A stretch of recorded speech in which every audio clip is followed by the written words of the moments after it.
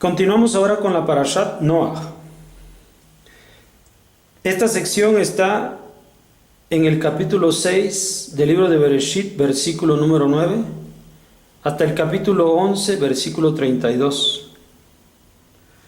Una vez que hemos leído todo esto, vamos otra vez a lo mismo que hicimos en la Parashat Bereshit, un breve resumen en el cual destacamos los temas y realizamos un encadenamiento temático para obtener de ellos una enseñanza que nos puede ayudar hoy en día.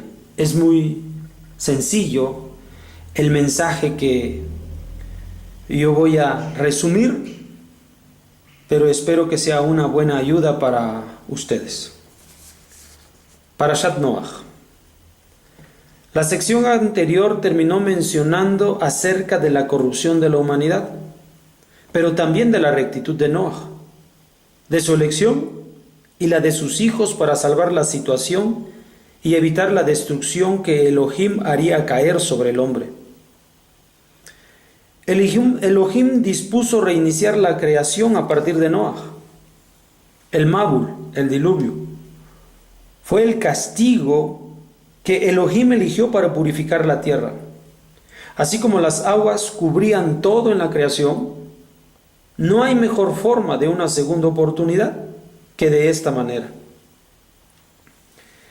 El medio para salvarse de las aguas y el castigo fue un arca, que alojaría a Noach y a sus hijos, lo mismo que a animales, tanto puros como impuros.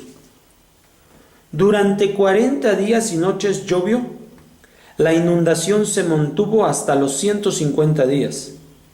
En determinado momento se posó el arca en el monte Ararat. Luego se hicieron visibles las cimas de los montes hasta enviar aves para obtener las señales necesarias para salir del arca. Todo acabó el mismo día que inició a la vuelta del ciclo de un año. Desde entonces, uno de los agentes de purificación es el agua, otro tanto el periodo de un año. Por supuesto, también lo es el sufrimiento.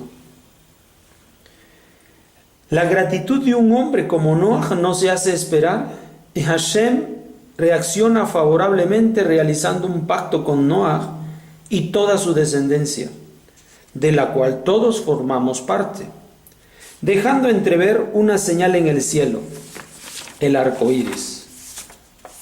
Lamentablemente, una vez más, el error se hace presente. Noach, bajo los efectos del alcohol, sufre bajeza de parte de Ham, su hijo. Este episodio y la intervención de Shem y Yafet se descubre en el destino de todos ellos y de su descendencia. Se destaca la maldición de Kenán, pero también el nombre de cada Bene Noach, de quienes surgirán los 70 pueblos que poblarán el mundo y que terminaron dispersos por atentar contra la soberanía de Elohim. Es muy conocido el concepto Bene Noach. Aparte de una cuestión genealógica, expresa el comportamiento que a Noach le permitió ser hallado en gracia. Hoy se enseña como los 7 mandamientos de Noach, una práctica que cada hombre debe realizar. Pero ese no es el fin del camino.